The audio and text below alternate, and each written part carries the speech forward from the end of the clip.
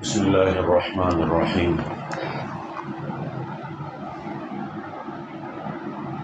الحمد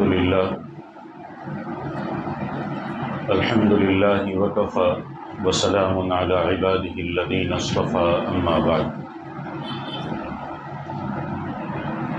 فاعوذ باللہ من الشیطان الرجیم، بسم اللہ الرحمن الرحیم۔ یا ایہا الناس اتقوا ربکم الذی خلقکم من نفس واحدہ وخلق منها زوجها وبث منهما رجالا كثيرا ونساء واتقوا الله الذي تساءلون به والأرحام إن الله كان عليكم رقيبا، وقال تعالى في موضع آخر: يا أيها الذين آمنوا اتقوا الله حق تقاته ولا تموتن إلا وأنتم مسلمون، وقال تعالى: يا أيها الذين آمنوا اتقوا الله وقولوا قولا سديدا، وقال تعالى: ومن آياته أن خلق لكم من أنفسكم أزواجا لتسكنوا إليها وجعل بينكم مودة ورحمة، صدق الله العظيم۔ سبحان ربك رب العزة عما يصفون وسلام على المرسلين والحمد لله رب العالمين۔ اللهم صل على سيدنا مولانا محمد وعلى آل سيدنا مولانا محمد وبارك وسلم۔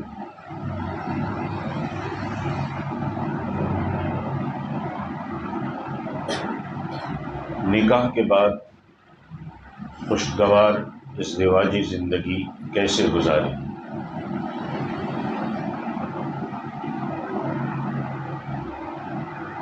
ابھی میں نے چند آیات کی تلاوت کی ہے، اور وہ آیات اکثر نکاح کے موقع پر پڑھی جاتی ہیں، اور ہم اکثر نکاح کا خطبہ بھی سنتے رہتے ہیں، لیکن کیا ہم نے کبھی غور کیا ہے کہ اس خطبے میں کہا کیا جا رہا ہے؟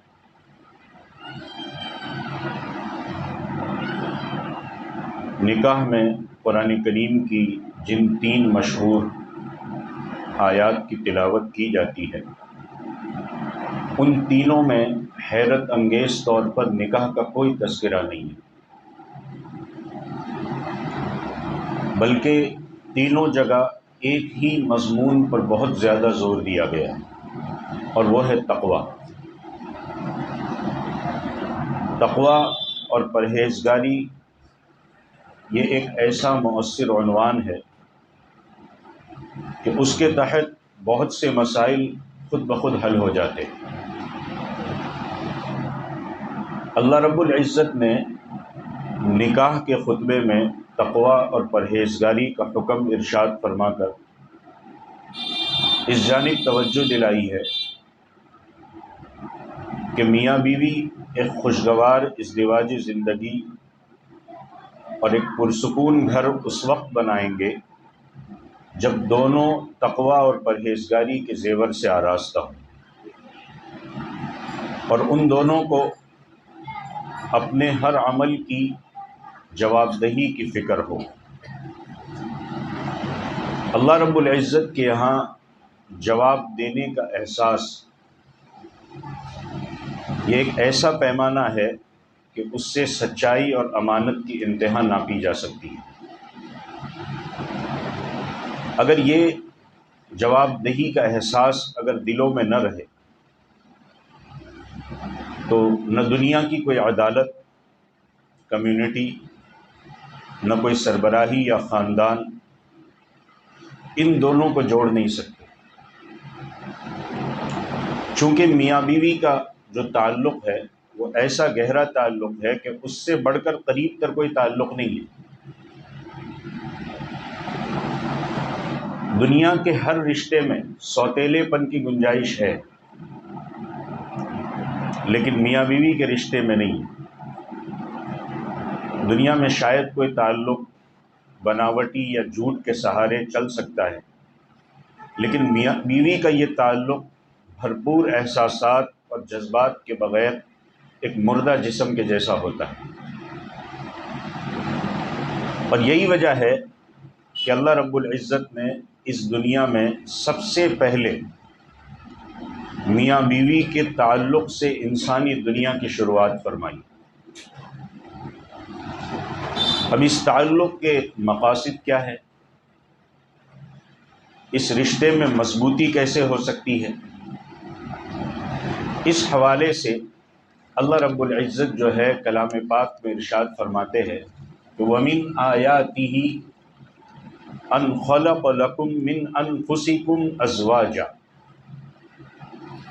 کہ اس کی نشانیوں میں سے ایک نشانی یہ ہے کہ اس نے تمہارے ہی وجود سے جوڑے پیدا فرمائے۔ کیوں؟ لِتَسْكُنُوا إِلَيْهَا، تاکہ تم اس جوڑی کے ذریعے سے سکون حاصل کر سکو۔ وَجَعَلَ بَيْنَكُمْ مَوَدَّةً وَرَحْمَةً، اور تمہارے درمیان اپنی قدرت سے محبت اور رحمت کا بیج بو دیا۔ یہ بات ذہن میں رہے کہ اللہ رب العزت نے میاں بیوی کے تعلق کو سکون کے خزانے کی چابی قرار دیا، لِتَسْكُنُوا إِلَيْهَا۔ معلوم ہوا کہ سکون کا اصل مرکز انسان کا اپنا گھر ہونا چاہیے، جہاں وہ خود اپنے شوہر، وہ اپنی بیوی، بچوں کا چہرہ دیکھ کر سکون کی ایک کیفیت میں آ جائے۔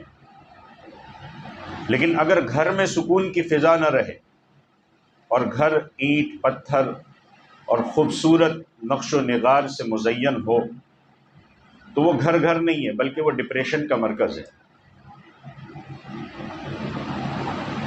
اور پھر جو آج کل ہوتا ہے وہی ہوگا کہ سکون پانے کے لیے پھر کوئی ہوٹل، کوئی کلب، کوئی دوست یار، کوئی تفریح اور دوسری بناوٹی سرگرمیوں کے نام سے وہ سکون کی تلاش میں بھاگنے کی کوشش کرتا ہے۔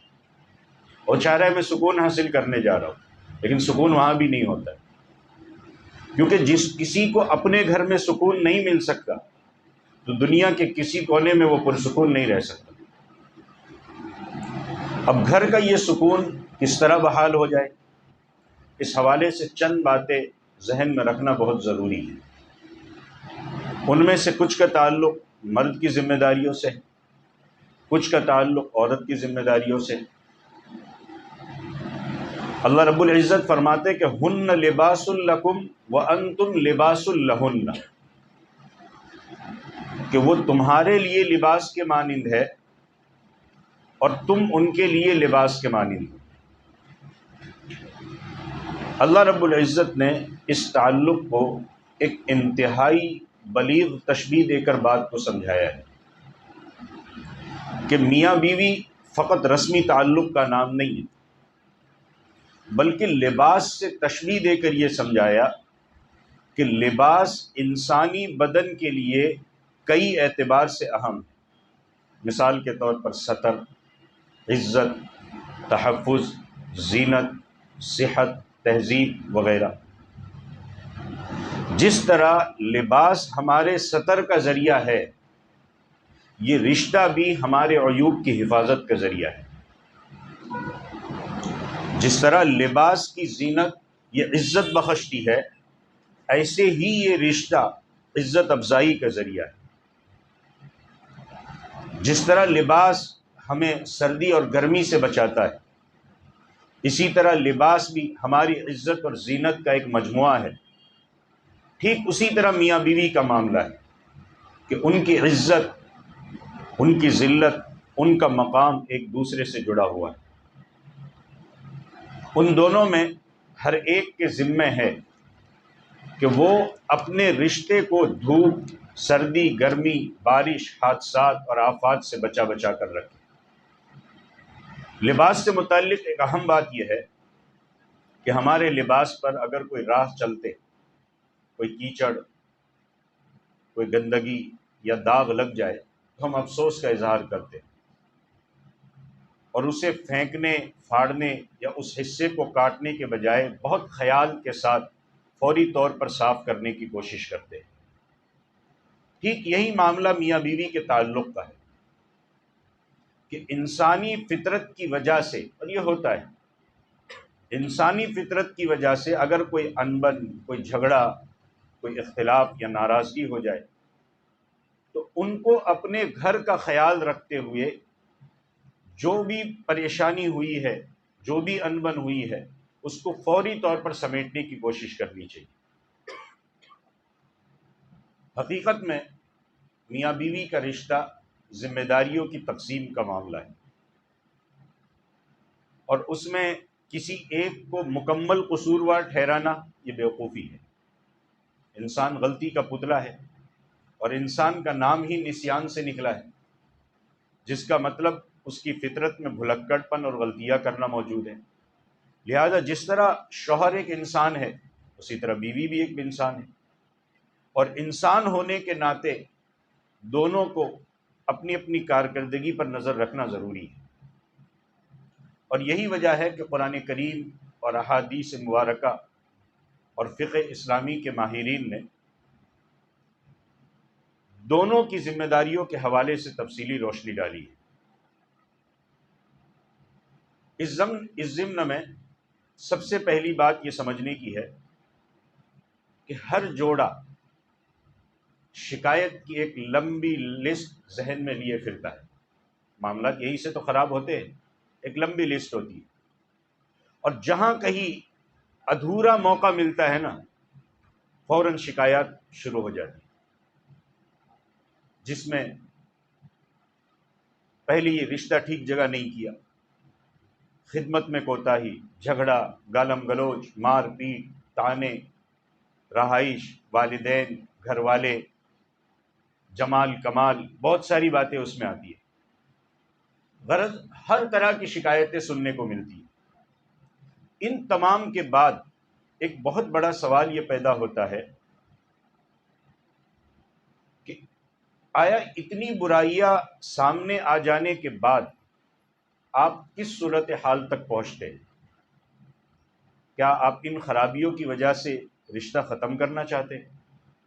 اگر ہاں تو شریعت نے ہر دو کو یہ موقع دیا ہے تاکہ کوئی انسان فضول میں اپنی مختصر زندگی سکون میں غارت نہ کرے، خلا، طلاق، اختیارات استعمال کر کے الگ ہو جائے، اپنی نئی زندگی شروع کرے۔ شریعت نے یہ بھی موقع دیا ہے۔ لیکن حیرت انگیز طور پر اکثر یہ سننے کو ملتا ہے کہ اس اختیار کو استعمال کرنے کا نہیں سوچتے، شکایتیں باقی رہتی ہیں، جھگڑے ضرور باقی رہتے ہیں، ساتھ بھی رہنا چاہتے ہیں، جھگڑے باقی رہتے ہیں، ساتھ بھی رہنا چاہتے ہیں۔ اب دیکھو بار بار ہوتا ہے، کئی جگہ تو طلاق بھی ہو گئی، 3 دے دی کسی نے طلاق، اب کہ مولوی صاحب کیا کرے، ساتھ میں بھی رہنا ہے، تو ساتھ میں بھی رہنا چاہتے ہیں۔ اس سے معلوم ہوا کہ جوڑا ایک دوسرے کے ساتھ رہنے میں دلچسپی رکھتا ہے۔ اب اس موقع پر بات اہم یہ ہے کہ جب آپ کو ساتھ ہی رہنا ہے تو آپ شکایتوں کا اور اعتراضات کا اور سوالات کا بھاری بوجھ اٹھانے کے بجائے معاملے کو حل کرنے والی گفتگو کی طرف آ جائے، مسئلہ حل ہو جائے گا۔ شکایتیں بھی باقی رہتے ہیں، ساتھ بھی رہنا چاہتے ہیں، معاملے بھی حل کرنا نہیں چاہتے ہیں، تو پھر وہ تو زندگی اجیرن بن جائے گی۔ آپ اعتراض نہ کریں، بلکہ سوال کریں کہ میرا مسئلہ حل کیسے ہوگا، میں کیسے اپنی بیوی کے ساتھ سکون کے ساتھ رہ سکوں گا، میں کیسے اپنے شوہر کے ساتھ اچھی زندگی گزار سکوں گی۔ لہٰذا یہ پہلو جو ہے نا، یہ بہت واضح ہے کہ وقت بے وقت، موقع بموقع شکایتوں سے صرف کیا ہوگا؟ غیبت، جلن، بہتان، گالم گلوچ، فتنہ اور فساد کے علاوہ کچھ ہاتھ نہیں آئے گا۔ کئی مسائل ایسے ہیں سالوں تک کورٹوں میں چلتے ہیں، حل نہیں ہوتا، اور جب کورٹ نے مسئلہ حل کیا تو زندگی اس مقام تک پہنچ چکی ہوتی ہے کہ اب شادی کرنے کا کوئی موقع ہی نہیں ہوتا، کچھ بھی ہاتھ نہیں آتا، بلکہ اپنی جو فیصلے کی جو قوت ہے اس کو استعمال میں لاتے ہوئے کرنے یا نہ کرنے والی صورت کی طرف آنے کی ضرورت ہے۔ سب سے پہلے ان باتوں کو سمجھنے کی ضرورت ہے جن کا تعلق بیوی سے۔ بیوی کیا کرے گی؟ چونکہ یہاں تو وہ ہے نہیں، لیکن چونکہ مولانا ریکارڈ کر رہے، بات آگے پہنچے گی تو اس تعلق سے بھی بات آ جائے۔ بیوی کے لیے ضروری یہ ہے کہ وہ اپنے شوہر اور بچوں کی تربیت کو اپنی زندگی کا مقصد بنائے، اور اپنی تمام تر صلاحیتیں اپنے گھر کو جنت بنانے میں خرچ کرے۔ اس کا گھر جنت تو سب جنت دنیا ہی میں۔ ہاں، ایک خاتون کا اپنے گھر کو جنت بنانے کے لیے کسی بڑے سازہ سامان کی ضرورت نہیں ہے۔ عیش بہت ہوتا ہے، لیکن آپسی جھگڑے دیکھتے ہیں تو دیکھ کے بہت کلفت ہوتی ہے۔ ساز و سامان کی ضرورت نہیں ہے، بلکہ فقر و فاقہ کے اندر رہ کر بھی گھر کو جنت بنایا جا سکتا ہے۔ اس کا آسان طریقہ یہ ہے کہ بیوی خاتون خانہ بنے، شمع محفل نہ بنے۔ لیکن آج یہ بات سمجھنا ذرا مشکل ہو گیا۔ کیوں؟ کیونکہ لڑکیاں بھی اعلیٰ تعلیم حاصل کرنے میں آگے آگے، ڈاکٹر، انجینئر، آفیسر، لڑکی عام نظر آتی ہے۔ اور ایک اعلیٰ تعلیم سے آراستہ لڑکی سے یہ جب یہ کہا جاتا ہے کہ آپ اپنے گھر پر زیادہ توجہ دیں، تو ان کو یہ مشورہ دینے والا تنگ نظر دکھتا ہے۔ اب ترقی تو کرتے ہو، لیکن آپ کا گھر اجیرن بن گیا، کیا فائدہ؟ ان کو تنگ نظر دکھتا ہے۔ لڑکیاں تعلیم ضرور حاصل کرے اور شریعت کی حدود کی رعایت کرتے ہوئے کسی مناسب شعبے میں اپنی خدمات بھی پیش کرے، لیکن وہ ایک استثنائی صورت ہے جب بہت مجبوری ہو۔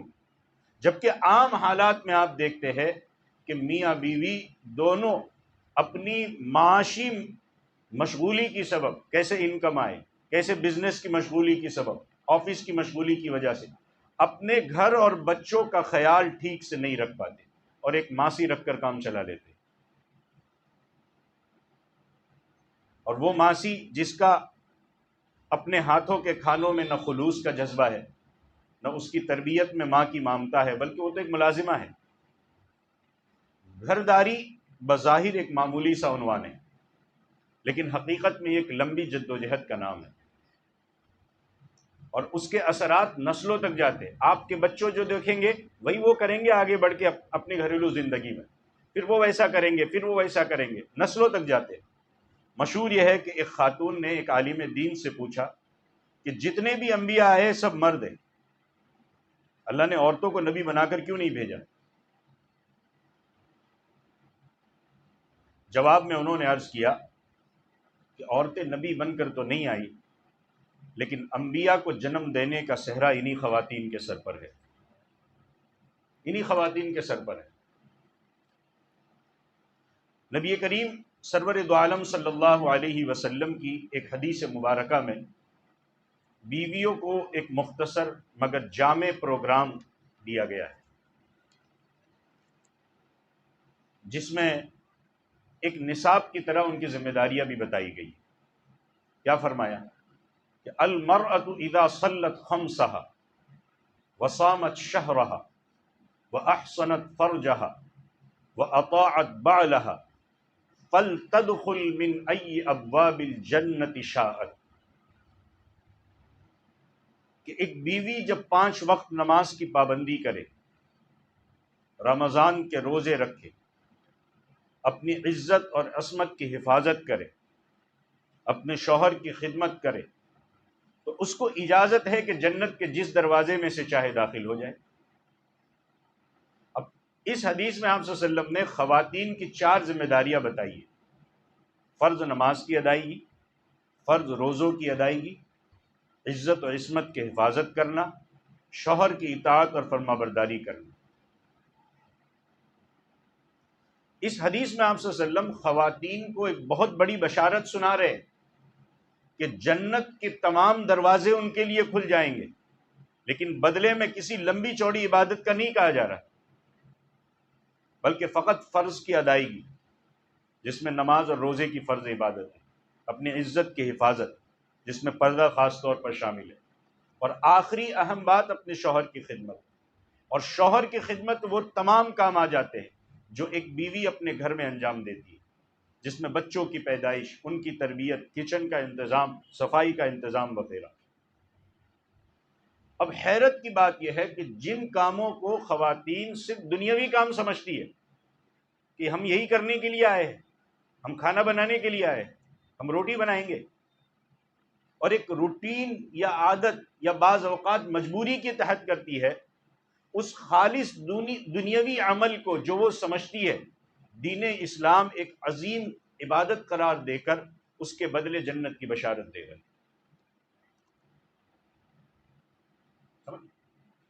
اور آپ ان چیزوں کو چھوڑ کر اپنے گھر کو بھی برباد کر رہے ہو، اسی جنت کو جہنم بنا رہے ہو، اور انہی چیزوں کو آپ اپناتے ہو تو آپ کا گھر جنت بھی بنتا ہے، آخرت میں بھی جنت کی بشارت ہے۔ اس ضمن میں ایک اہم کام خواتین کے ذمے یہ ہے کہ وہ شکر کا اہتمام کریں، کیونکہ عام طور پر عورتوں میں یہ چیز دیکھی جاتی ہے کہ جتنا بھی کر دو ناشکری کے بول بہت ہوتے ہیں، تو کبھی کبھی اس کی وجہ سے بھی مسئلے زیادہ خراب ہوتے ہیں۔ شکر کا اہتمام کریں، اللہ تعالیٰ نے ان کو بڑی قربانیاں دینے والی فطرت دی ہے، لہذا قربانی دینے کے بعد یا خدمت میں کھپ جانے کے بعد بہت ضروری ہے کہ وہ اپنے ثواب کو بچاتے ہوئے اپنے ذہن اور اپنی زبان کو شکایات پر نہ لگائیں، سارے معاملے خراب ہو جاتے ہیں اس سے۔ بلکہ اللہ نے جو بھی دیا ہے اسے غنیمت جان کر اپنے گھر کو خوشحال اور پرسکون رکھے، ورنہ وقت بے وقت کی شکایتیں اور راگنی ایک ایسی چنگاری ہے کہ پورے گھر کو آگ لگا دیتی، لہذا شکر کا خاص طور پر جو ہے وہ معمول بنا لیا جائے۔ اب میں مردوں کی طرف آتا ہوں۔ رسول اللہ صلی اللہ علیہ وسلم کی بیویوں کے متعلق بیویوں کے حقوق سے متعلق جو ہدایات ہے، ان میں ایک مجموعی طرز فکر یہ ہے کہ خواتین کا مزاج سمجھا جائے۔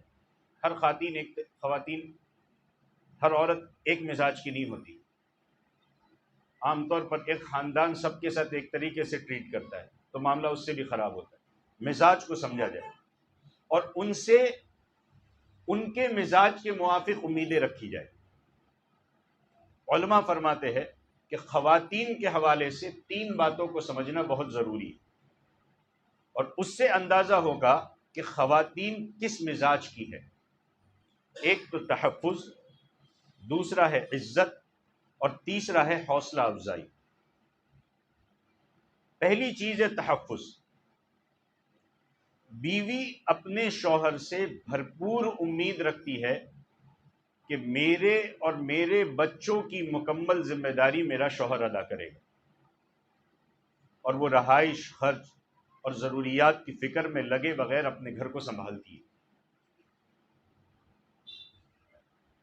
اور اس کے لاشعور میں یہ کھٹکا رہتا ہے کہ میرا اب اس دنیا میں کوئی نہیں ہے سوائے میرے شوہر کے۔ عام طور پر آپ نے سنا ہوگا یہی میری زندگی ہے، تبھی وہ اپنے شوہر سے بے پناہ امیدیں رکھتی ہے، اور جب وہ آپ کو تحفظ ہٹا دو تو پھر کیا ہوگا مسئلہ۔ اسی وجہ سے عورت سوتن سے بھی ڈرتی ہے، کیونکہ اسے یہ ڈر لگا رہتا ہے کہ یہ سوتن آئے گی تو اس کی حفاظت میں رکاوٹ کا ذریعہ بن جائے گی۔ اس لیے شوہر اس بات کا خیال رکھے کہ اس کی حفاظت کا پورا خیال رکھے، اس کے مزاج کے مطابق اس کی جو توقعات ہے اس کا ضرور خیال رکھے۔ اگر وہ دوسری شادی کرنا چاہتا ہے تو کرے، عام طور پر آپ گھروں میں دیکھو یہ ہوتا ہے، ٹھیک ہے میں دوسری شادی کر لوں گا، یہ بھی معاملات بہت خراب کرتے ہیں اس سے، ہاں میں دوسری شادی دیکھ رہا ہوں، وہ سمجھتا ہے کہ میں معاملے کو حل کرنے کے لیے دھمکی دے رہا ہوں تو معاملہ حل ہو جائے گا، اس سے بناوٹی دھمکیاں دی جاتی ہے دوسری شادی کی، اس سے تو اور زیادہ نقصان پہنچتا ہے۔ تو ایک تو تحفظ ہے، دوسری چیز ہے عزت۔ بیوی اپنے بچوں کی اور اپنے والدین کی عزت چاہتی ہے۔ آپ عام طور پر گھروں میں دیکھو کہ شوہر کی طرف سے یا شوہر کے گھر والوں کی طرف سے بیوی یا بیوی کے گھر والے یا بیوی کے والدین کو تانے دیے جاتے، جب اس کو عزت نہیں ملے گی تو معاملہ تو خراب ہوگا. شوہر سمجھتا ہے کہ مجھے کون بولنے والا ہے، لیکن اس سے تو گھر برباد ہوتے ہیں. اگر بیوی کو عزت نہ ملے تو وہ تھوڑا کام کرے گی گھر میں، پھر بھی اپنے آپ کو سمجھے گی کہ میں تو ایک نوکر ہوں یہاں پہ. اور اگر اسے عزت مل جائے تو جان کھپا کر بھی پورے دن کام کر بھی وہ فخر محسوس کرے گی. ایک ہے تحفظ، دوسری چیز ہے عزت، اور تیسری چیز ہے حوصلہ افزائی. بیوی کی حوصلہ افزائی کی بھی ضرورت ہے. بلکہ علماء فرماتے ہیں کہ عورت چاہے کسی بھی روپ میں ہو، ماں ہو، بہن ہو، بیٹی ہو یا بیوی، اسے حوصلہ افزائی کی سخت ضرورت ہے. یہ عورت کی فطری چاہت ہے جسے ختم نہیں کیا جا سکتا. اگر اسے جائز طریقے سے حوصلہ افزا جملے سننے کو نہ ملے، آپ اس کی عزت نہ کرو یا اس کا تعریف نہ کرو یا حوصلے والی بات نہ کرو، تو کئی مرتبہ وہ ناجائز حوصلہ افزائی کی طرف متوجہ ہو جاتی. اور اسی لیے آپ دیکھو کہ جب گھر میں عزت نہ ملے، گھر میں پیار نہ ملے تو عورت باہر ڈھونڈتی ہے. گھر یہی سے خراب ہوتا ہے. عورت باہر ڈھونڈتی ہے، ادھر ادھر، اپنے لیے عزت، اپنے لیے حوصلہ افزائی باہر ڈھونڈتی ہے. اس لیے اس کی پڑھائی، اس کی صفائی، اس نے کیا پڑھائی کی ہے اس کے حساب سے اس کو عزت دو. اس کی صفائی، اس کا کھانا، اس کی خوبصورتی، اس کی خوبصورتی، اس پر بھرپور حوصلہ افزائی کرو. اس کی خوبصورتی پر حوصلہ افزائی کرو، اس کے اچھے اخلاق پر اس کی حوصلہ افزائی کرو. کم بھی ہوں گے تو انشاءاللہ وہ اس کو سدھار لے گی. اور اگر آپ حوصلہ توڑ دو گے تو معاملہ اور زیادہ خراب ہو جائے. رسول اللہ صلی اللہ علیہ وسلم کی ایک پیاری حدیث ہے، اور فرمایا اللہ کے نبی صلی اللہ علیہ وسلم نے کہ خیرکم خیرکم لأہلہ وَأَنَا خَيْرُكُمْ لِأَهْلِي، کہ تم میں بہترین شخص وہ ہے جو اپنے گھر والوں کے ساتھ اچھا ہو، اور میں اپنے گھر والوں کے ساتھ تم سب میں سب سے زیادہ اچھا ہوں. فرمایا کہ گھر میں سخت مزاج یا فوجی بن کر نہ رہو، بلکہ ان کے ساتھ اچھے سے پیش آؤ. ایسا نہ ہو کہ گھر میں گھستے ہی سارے سہم جائے کوئی ڈاکو آیا ہے. ان کے ساتھ اچھے سے پیش آؤ. اور کوئی اگر باہر کتنا ہی اچھا کیوں نہ ہو، لیکن اگر گھر میں برا ہے تو وہ برا ہے. گھر والوں کے ساتھ اچھا سلوک رکھے، اور اس نیت سے رکھے کہ یہ بھی عبادت کا ایک حصہ ہے اور مجھے اس اچھے سلوک پر نیکیاں مل رہی ہے. مجھے اس اچھے سلوک پر نیکیاں مل رہی ہیں. اس بات کا بہت افسوس ہے کہ مرد حضرات اپنے گھر کا ماحول اچھا دیکھنا چاہتے ہیں، لیکن اس اچھے ماحول کو بنانے کی کوشش نہیں کرتے. حالانکہ وہ اپنی کوششوں سے ایک نہایت خوبصورت ماحول بنا سکتے. وہ اپنے گھر والوں سے کپڑے، کھانا، صفائی اور آرام سے مطالبہ تو کر لیتے ہیں، لیکن نماز کے متعلق کوئی مطالبہ نہیں ہوتا. تلاوت کلام پاک کے متعلق کوئی نہیں پوچھتا. شاپنگ کے لیے لے جاتے لیکن کسی نیکی کی مجلس میں نہیں لے جاتے. حالانکہ اگر سب گھر والے روزانہ صرف 10 منٹ بھی ایک اجتماعی ماحول قائم کرے، کوئی دینی کتاب کا مطالعہ کرے، تو اس سے حیرت انگیز فوائد آپ کو انشاءاللہ دیکھنے کو ملے گے. اپنے گھر میں وہ ساری چیزیں رکھ دی جو بے حیائی والی ہے، اور وہ تو بے سکونی پیدا کرتی ہے. کچھ چیزیں وہ پیدا کرو جو گھر میں سکون لے کے آئے گی، ان چیزوں کی تو کوشش کرو. ایک اہم مگر مشکل کام جو مرد کے ذمہ ہے وہ ہے اپنی بیوی کو الگ سے وقت دینا.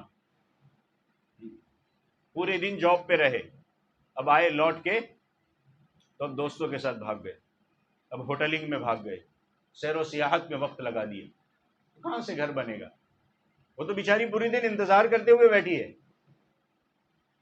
اپنی بیوی کو الگ سے وقت دینا، ایک ایسا وقت جو آرام اور کھانے پینے کے علاوہ کا وقت، اور اس میں وہ دونوں ایک دوسرے سے کھلے دل کے ساتھ ہر وہ بات شیئر کرے جو دل چاہے، اور ظاہر کرنے پر کوئی پابندی بھی نہ ہو.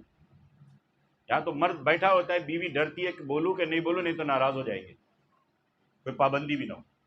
یہاں تک کہ میاں بیوی آپس میں معاہدہ کر لے کہ ہمارے بیچ میں کوئی بھی مسئلہ ہوگا، ہم دوسرے افراد کو بیچ میں لائے بغیر ہم اس کو ایک دوسرے سے ذکر کریں گے. اور اس کو ہم حل کر لیں گے، باہر معاملہ نہیں جائے گا۔ عین ممکن ہے کہ مرد کو اپنی ماں بہن کے متعلق سے بہت تلخ باتیں سننے کو ملتی ہے کہ نہیں ملتی؟ ماں کہہ دے، بہن کہہ لے، کتنی تلخ باتیں سننے ملتی ہے، لیکن وہ یہ کرے کہ یہ سب سوچ کر سنے کہ اس کے ذمے، اس جو گھر میں آئی ہے میری اہلیہ بن کر، اس کے ذمے خدمت بھی ہے، اس کے ذمے دودھ پلانے بھی ہے، اس کے ذمے حمل بھی ہے، اس کے ذمے تربیت ہے، اس کے ذمے بہت ساری ذمہ داریاں ہیں، اور یہ ان سب کے باوجود تانے بھی سنتے رہتی ہے، بہت زوردار گولیاں چھوٹ رہی ہوتی ہے اس پہ، لہذا اس وقت میں اگر اس کے دکھ درد نہ سنو تو اور کون سنے گا؟ لیکن احتیاط لازم ہے اس سلسلے میں سننے میں بھی، کہ سنا اور سننے کے بعد آپ نے بھی گولی باری شروع کر دی، نہیں، فقط سنے اور سنتا جائے، اور بار بار سنے اور ہمیشہ سنے اور دل لگا کر سنے۔ بیوی کو لگنا چاہیے میری بات سنی جا رہی ہے، دل لگا کر سنے، لیکن اس سننے کے بعد کوئی رد عمل ظاہر نہ کرے، ورنہ ایسا ہوگا کہ اپنے بیوی بچوں کی فکر میں وہ حد سے آگے بڑھ کر والدین اور بہنوں کے حق کو چھین لے گا۔ دونوں طرف بیلنس بہت ضروری ہے، یہاں سنے اور وہاں حملہ کر دیا تو پھر اور معاملہ زیادہ خراب ہو جائے گا۔ ٹھیک اسی طرح جہاں بیوی کی طرف سے آپ نے سنا، والدہ کی طرف سے یا اور بہنوں کی طرف سے کوئی شکایت آ رہی ہے، تو وہاں بھی اہلیہ کے متعلق جو شکایت آئی ہے وہ فقط سننے پر اکتفا کرے، اگر رد عمل کا اظہار کرے گا تو اپنا گھر خود بھی توڑ دے گا۔ دونوں طرف سننے والا مسئلہ رکھ، اور دونوں طرف ایسا لگنا چاہیے کہ میں دل سے سن رہا ہوں۔ ایک اہم اور آخری بات یہ ہے کہ اپنی بیوی کے مزاج کو سمجھنے کی کوشش کریں۔ قرآن کریم میں اللہ رب العزت نے خواتین کے لیے ایک مقام پر ایک لفظ استعمال کیا ہے، غافلات، غافلات کا جملہ استعمال کیا، جبکہ مردوں میں غفلت کا مطلب ہے لاپرواہی یا اپنی ذمہ داریوں کو پورا نہ کرنا، مردوں کو اس سلسلے میں کہا گیا غافل۔ لیکن جن معنوں میں غافلات عورتوں کے لیے قرآن میں استعمال ہوا ہے، اس کا معنی ہے کہ بھولی بھالی، یا ایسی عورت جو حد درجہ ہوشیاری نہ جانتی ہو، بلکہ سیدھی سادی اور انتہائی مخلص مزاج ہو، جسے ہر بات کی فلسفیانہ وجوہات اور تہ میں جا کر سمجھنا نہ آتا ہو، بھولی بھالی۔ اندازہ لگائے کہ اس عورت سے جب مرد بار بار یہ شکایت کرتا ہے کہ تم بات نہیں سمجھتی، تمہیں عقل نہیں ہے، ہم کہتے کہ نہیں کہتے تمہیں سمجھ نہیں ہے کچھ، تمہیں عقل نہیں ہے، تم ایک ہی بات بار بار کیوں کہتی ہو، تم تو پیچھے پڑ گئی ہو، تم سمجھتی کیوں نہیں ہو، یہ سارے وہ جملے ہیں جن میں مرد اپنی بیوی سے عقل مندی کا انتہائی درجی توقعات رکھتے، جبکہ اللہ نے اسے اس نہج پر بنایا نہیں ہے۔ البتہ کچھ خواتین ہوتی ہے جن کو علم و عقل، شعور اور دانش کی اعلیٰ سطح پر وہ رہتی ہے، لیکن وہ ایک استثنائی صورت ہے۔ آپ صلی اللہ علیہ وسلم اپنی ازواج مطہرات کے کس قدر مزاج شناس تھے، اس حوالے سے آپ حضرت عائشہ رضی اللہ تعالیٰ عنہ سے ایک مرتبہ فرماتے کہ عائشہ، جب تم خوش ہوتی ہو یا ناراض ہوتی ہو تو پتہ چل جاتا ہے۔